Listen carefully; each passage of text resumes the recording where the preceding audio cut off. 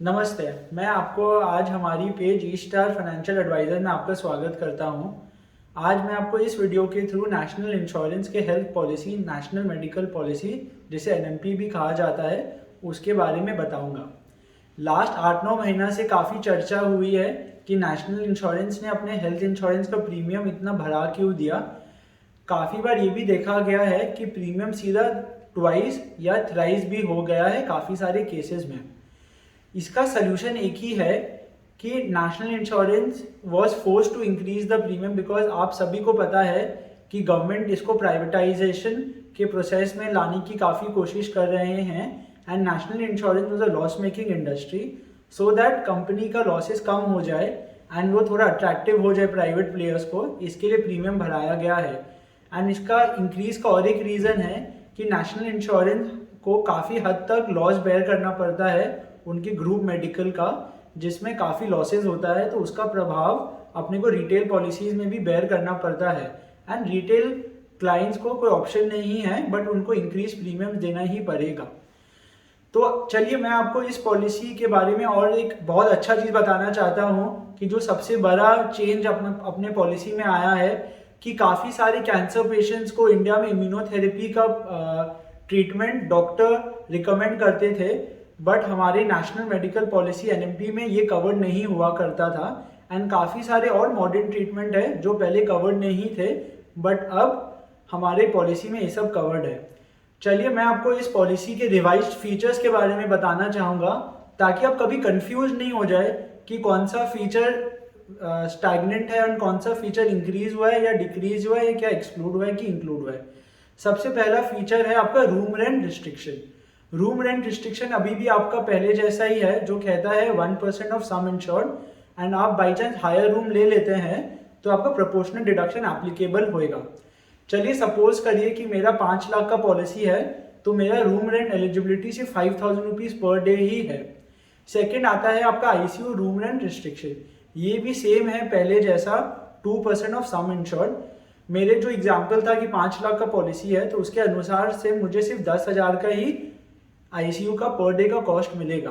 ये दो चीज़ में काफ़ी बड़ा चीज़ आता है कि काफ़ी लोग मुझसे पूछते हैं कि मुझे रूम का इतना फैंसी नहीं है, मैं डबल शेयरिंग में 4 शेयरिंग में रह लूँगा तो पैसा कटेगा ही नहीं प्रोपोर्शनल डिडक्शन में।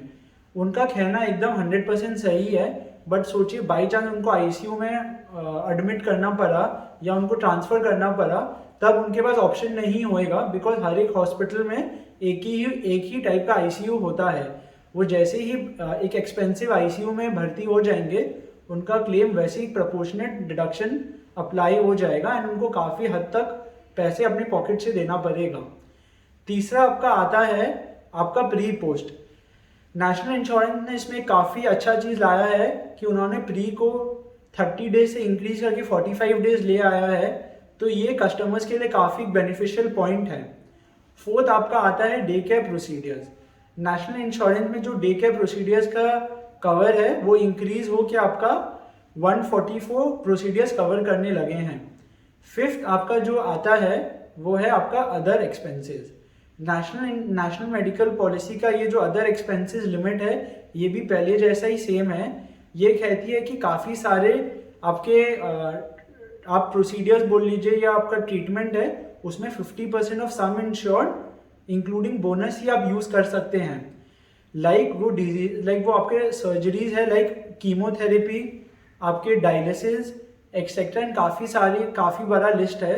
इसका बोलने का मतलब यही होता है, सोचिए कि मेरा 5 लाख का पॉलिसी है एंड मेरा 1 लाख बोनस अक्रूड है, तो बाई चांस मैं कीमोथेरेपी या डायलिसिस का क्लेम लूँगा तो मैं maximum 50% of 5 lakh plus 1 lakh that is 3 lakh तक ही ले सकता हूँ। एंड काफ़ी सारे लोग इसमें ये भी कहते हैं कि मैं लीगली चैलेंज कर दूंगा, मैं ओम्बुड्समैन चले जाऊंगा, ये कर लूँगा। आपको जहाँ जाना है आप जा सकते हैं, इसका कोई सोल्यूशन आपको नहीं आएगा बिकॉज नेशनल मेडिकल पॉलिसी के प्रोस्पेक्टस में क्लियरली एक टेबल के रूप में दिया गया है, तो आप इसको लीगली चैलेंज नहीं कर सकते हैं। इसे काफ़ी जन पहले भी चैलेंज किए हैं बट इसका कोई आउटकम नहीं आया। नेक्स्ट आपका है मॉडर्न ट्रीटमेंट, जो मैंने आपको पहले कहा था। ये भी काफ़ी एडवांटेजेस पॉइंट है कस्टमर के व्यू पॉइंट से बिकॉज मॉडर्न ट्रीटमेंट एक नया ट्रीटमेंट है जो इंडिया में काफ़ी रूप से पेनिट्रेट हो रहा है and a lot of people are opting for this treatment. Modern treatment includes oral chemotherapy, immunotherapy, robotic surgery, आपका फिर it also covers deep brain stimulation and many more other treatments. National medical पहले modern treatment को cover ही नहीं करती थी, वो आपके exclusion list में हुआ करता था, बट अब नेशनल मेडिकल ने पॉलिसी में जो चेंजेस आया है उसके बाद से आपका लिमिट हो गया है ये ट्रीटमेंट के द्वारा, जो है 25% of sum insured plus bonus.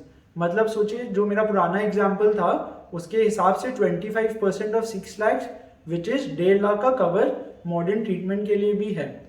मैं आपको ये बताना चाहूँगा कि मेरे हिसाब से ये पॉलिसी कस्टमर व्यू पॉइंट से काफ़ी बेटर हो गया है पहले से, बट मैं आपको ये बताना चाहूँगा कि बाई चांस आपका एज ऐसा है या आपका हेल्थ स्टेटस ऐसा है कि आप इसे अपने पॉलिसी को शिफ्ट कर सकते हैं, तो आप डेफिनेटली शिफ्ट करिए एक बेटर कंपनी में, लाइक अ प्राइवेट कंपनी.